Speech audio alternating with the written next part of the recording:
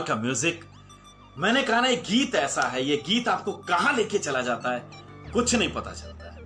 और आज की हमारे मुख्य अतिथि हिमानी शिवपुरी जी, और आप देखेंगे DDLJ, वो फिल्म शाहरुख खान के साथ बुआ जी, और कितनी सारी फिल्मों के अंदर हसीना मान जाएगी। अब देखेंगे वो कैरेक्टर कितनी सारी फिल्मों के अंदर काम किया, लगभग मतलब बहुत सारी फिल्में टीवी के अंदर। अब देखिए, और आज का जो इस समय फेमस उनका जो कैरेक्टर है, जो सबसे बड़ी खास बात, कौन सा?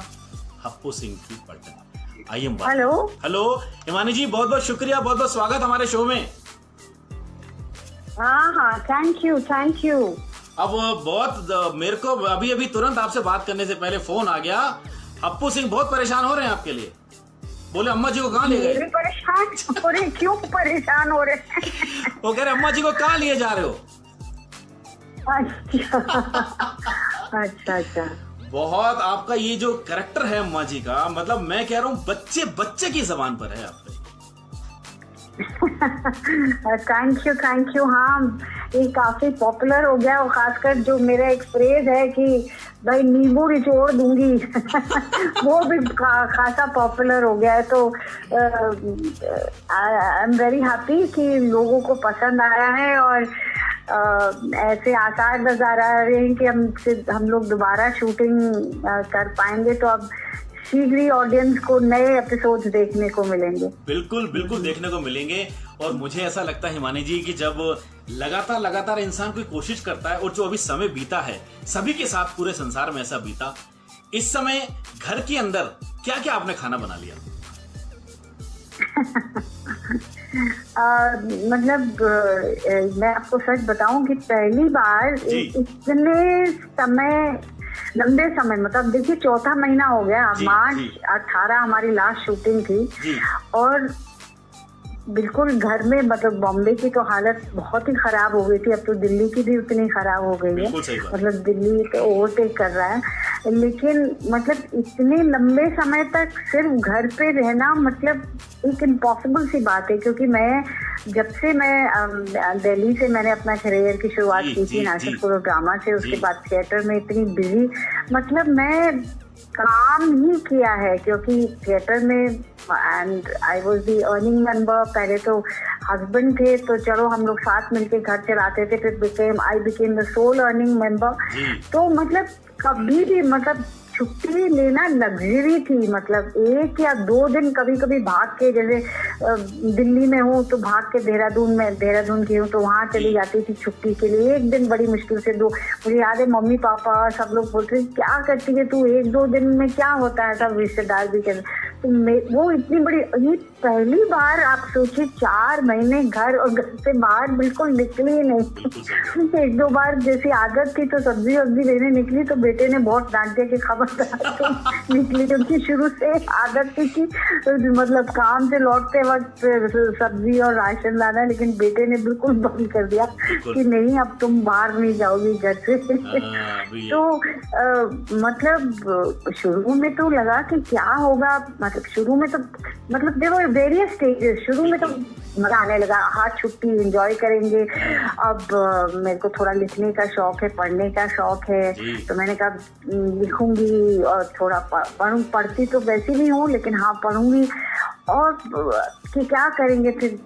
लेकिन समय पता ही नहीं चला, और अब लग ही नहीं रहा है कि 4 महीने हो गए कि समय ऐसा गुजरा कि मतलब वॉक करना, योगा करना, और फिर मेडिटेशन, 2 दिन में 2 बार मेडिटेशन करना। और मेरे को बहुत हमेशा से मैं चाहती थी ये सुदर्शन क्रिया सीखना, तो ये है ना कि इस दौरान कुछ नया सीखना है, तो ये ऑनलाइन सुदर्शन क्रिया भी सीख ली, तो बड़ा मजा आ रहा है। और अब थोड़ा सा वो भी लग रहा है कि हाय काम पर फिर जाना पड़ेगा, पहली बार ऐसा लग रहा है क्योंकि आदत हो गई है घर पे रहने की, और फैमिली के साथ रहना, और ऑफ कोर्स अच्छी फिल्में देखना, अच्छी बुक्स पढ़ना, और थोड़ी बहुत तो कुछ रचना भी, कविता भी लिख ली। तो बहुत अच्छा समय गुजरा, और मतलब आध्यात्म में जो, मेडिटेशन में जो मजा आया, वो बड़ा मजा आया। हिमानी जी, एक बहुत पर्सनल सवाल, मेरा बीइंग कलाकार होने के नाते, वो कलाकार, मैं एक बीइंग कलाकार से पूछना चाहता है जी बोलिए। थिएटर में ज्यादा मजा है या फिर ये जो बॉलीवुड की दुनिया है, जो टीवी है और स्क्रीन है वो? देखिए, कोई भी कलाकार जो थिएटर से आया है तो, और खासकर मैं अपनी बात करूं तो थिएटर मेरा पहला प्यार है। और क्या होता है, पहला प्यार आप कभी नहीं भूलते। और मेरे साथ भी ऐसा है कि भले ही मैं टीवी या फिल्मों में बिजी हो गई, लेकिन थिएटर से जो मेरा नाता है वो मैंने कभी नहीं तोड़ा। तो मैं बॉम्बे जब थी तब तो मैं मुंबई यूनिवर्सिटी है यहाँ पे, वहाँ का ड्रामा डिपार्टमेंट है, वहाँ जाके बच्चों के साथ जब जिन दिनों शूटिंग नहीं होती थी तो क्लासेस देती थी, और जब कभी ज़्यादा समय खाली होता था तो प्रोडक्शन भी डायरेक्ट भी कर लेती थी। और एक दो मैंने सोलो नाटक भी तैयार किए, जो मैं कभी मौका मिलता था तो मैं जाके परफॉर्म कर लेती थी। मैंने असम में परफॉर्मेंस किया है, कलकत्ता में किया है, तो और बनारस में भी किया है। तो थिएटर मतलब मेरे लिए तो थिएटर सबसे नंबर 1 पे थिएटर है, फिर फिल्में और फिर टेलीविजन। और थिएटर तो मतलब थिएटर एक्टर, क्योंकि क्या होता है कि लाइव ऑडियंस का जो रिस्पांस मिलता है ना, उसकी कंपैरिजन की ही नहीं जा सकती। क्योंकि हम लोग फिल्म के सेट पे या टीवी के सेट पे हम लोग क्या करते हैं कि ऑडियंस के लिए करते हैं काम, लेकिन वाया मीडिया है कैमरा, तो there is no live interaction, है ना। और यहाँ पर थिएटर में जब हम नाटक करते हैं तो चाहे भले 25 की ऑडियंस हो, 50 की हो, हमने तो 2000 ऑडियंस में भी किया है एनएसडी में जब हम शोज करते थे। तो वो आपको जो फीलिंग ऑफ पावर होती है ना, कि वो लोग 25 हैं या 50 हैं या 100 हैं या 2000 लोग हैं आपके मुट्ठी में, वो फीलिंग ऑफ पावर वो अमेजिंग होती है कि आप धीरे धीरे मतलब ऑडियंस को अपने बस में कर लेते हैं। वो बड़ा ही पावरफुल फीलिंग और बड़ा ही मतलब उसका नशा कुछ और ही है। बिल्कुल सही। अब हिमानी जी, जो नए बच्चे मतलब एक आखिरी सवाल ये कि जो नए बच्चे इस इंडस्ट्री में आने के लिए सोच रहे होंगे, उनके लिए एक छोटा सा संदेश आपका। जी बिल्कुल, उनके लिए यही संदेश है कि अगर आप में कॉन्फिडेंस है अपने बारे में कि आप टैलेंटेड है, क्योंकि ये हमारी जो लाइन है दिखने में भले ही फिल्म और टीवी की लाइन दिखने में भले ही बाहर से बड़ी ग्लैमरस है और लोगों को लगता है कि एक्टिंग में क्या है, मतलब जाते हैं मेकअप लगाते हैं और कुछ काम कर लेते हैं, लेकिन ये बहुत टफ है। तो आपको अगर सच्ची में अपनी इस हुनर से, अपनी कला में प्यार है, तब तो आप आइए। क्योंकि अगर सिर्फ ग्लैमर के लिए आ रहे हैं तब तो भूल जाइए, क्योंकि यहाँ कुछ भी आसान नहीं है। क्योंकि बम्बई ऐसी नगरी है कि यहाँ आए दिन हजारों लोग आते हैं सपने लेकर। ऐसी बात नहीं है, सपने लोगों के पूरे होते हैं।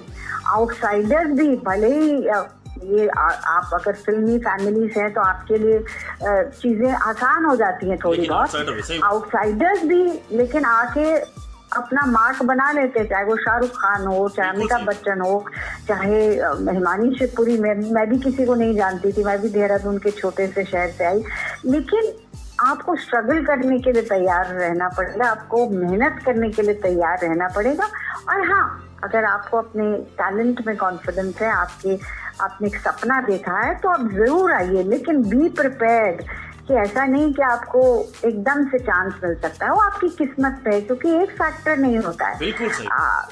कई लोग कितने साल, नवाजुद्दीन सिद्दीकी को पता नहीं 25 साल के बाद ब्रेक मिला था, ऐसे बहुत सारे लोग हैं। इरफान खान भी, मैं एनएसडी के एक्टर्स की बात कर रही हूँ, तो इरफान खान को भी बहुत साल के बाद, क्योंकि कई बार तो आपको एकदम से मिल जाते हैं और कभी आप बहुत टाइम लगता है। अभी जो हमारे सदी के महानायक है मिस्टर बच्चन, उनके 17 से लेके 20 फिल्में फ्लॉप हुई थी, तब जाके उनकी दीवार हिट हुई थी। तो आपको मतलब स्ट्रगल करने के लिए और उसके लिए मेहनत करने के लिए तैयार रहना पड़ेगा। आपने सपना देखा है तो उसे जरूर पूरा करिए। हिमानी जी, बात करके ना सच में मेरे को इतनी खुशी हो रही है, मैं आपको क्या बताऊं। मतलब जो कलाकार की जो अंदर की बात है ना, वो बिल्कुल आपने बहुत अच्छे से बताई। बहुत बहुत धन्यवाद, शुक्रिया। लेकिन हमारा जो शो है ये फरमाइशी प्रोग्राम है और हम चाहते हैं कि आपकी एक फरमाइश का गीत हम सब लोग उसका आनंद उठाएं। ये तो आपने बड़ा ही कठिन वो सवाल करते हैं, क्योंकि एक गीत, इतने सारे गीत मेरे फेवरेट हैं। तो चलिए मैं आपको मैं जब मैंने एक फिल्म थी, वो हम लोग को जब हम देहरादून में रहते थे, हमको फिल्म देखना अलाउड ही नहीं था, लेकिन मुझे ये फिल्म इतनी अच्छी लगी थी, अभिमान। इसको मैंने चोरी चोरी चुप चुप के 5 बार सोचे, लोग तो पता नहीं कितनी बार देखते, लेकिन 5 बार मतलब हमारी उसके लिए रिकॉर्ड था, 5 बार देखी थी मैंने। तो उसी का एक गाना सुना दीजिए, तेरी बिंदिया रे। सारे गाने उसके बहुत खूबसूरत हैं, बहुत सुंदर, बिल्कुल। तो ये चलिए उसी गीत का आनंद उठाते हैं। और हिमानी जी बहुत बहुत शुक्रिया, बहुत बहुत धन्यवाद हमारे शोज में आने के लिए। Thank you so much. Thank you, it's a pleasure. Thank you. मैंने क्या बोला, जब जब बड़े कलाकार बात करते हैं तो आप ध्यान दीजिए क्या विचार हैं। अगर इस इंडस्ट्री में आने के सोच रहे तो पहले खुद तैयार हो जाइए यहां से। अगर सोचा कि ये ग्लैमर्स की दुनिया है, चकाचौंध की रोशनी है, कल ऐसे कल ना, कलाकार के नाते होने के नाते सोच के रखिए कि क्या कुछ नया आपको मिलने वाला है, किन चीजों के लिए तैयारी करनी है, कितना कुछ झेलना पड़ेगा। यहां तक इंसान ऐसे थोड़ी पहुंचते हैं। हिमानी शिवपुरी ऐसे थोड़ी बन गई। हिमानी शिवपुरी इतना बड़ा जो नाम आज बना है, वो कैसे नाम बना है, इस सोच के देखिए। एनएसडी से चलता हुआ सफर कहां से कहां पहुंच गया। ऐसे ही रेडियो करते करते 17 साल हो चुके हैं मुझे। 17 साल, समझे आप, करते करते ये म्यूजिक घोल कर ऐसे जो पिया है ना, ये उसका कमाल है। कौन हमारे साथ जुड़ चुका है, कौन क्या, लेकिन फिलहाल इस गीत को सुन लेते हैं। कमाल का गीत है ना, और एकदम से आपको फ्रेश कर देगा।